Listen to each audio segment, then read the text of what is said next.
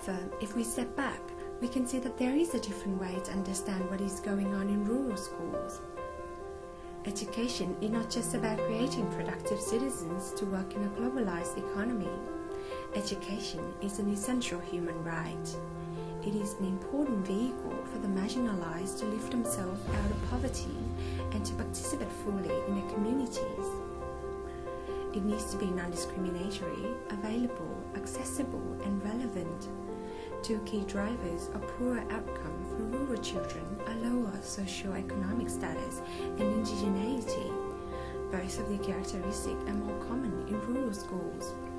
Rural schools are typically small due to the distance to other towns and lower population density.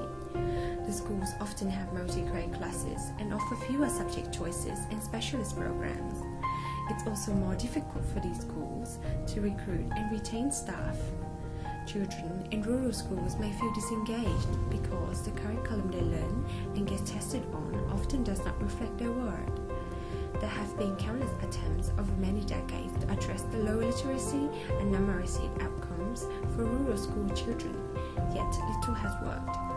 A one-size-fits-all national curriculum and testing is unlikely to improve the situation for rural schools. But we believe there are ways for outcomes to be improved. It requires engagement with the entire community, recognizing that key drivers like socio-economic factors come from outside the school gate.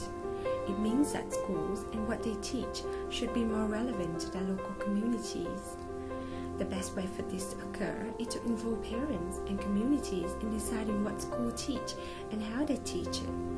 It also requires greater resources for small rural schools and for the teachers to have better training, more responsibilities, and more autonomy. In return, the schools and teachers are more accountable for delivering high-quality education consistent with the needs and desires of the local community. Ultimately, meaningful changes can only occur when there is a change in the way we think about rural Australia. We need to revalue the rural, that is, to remember all the values rural Australia can bring to the majority of us who live in the city.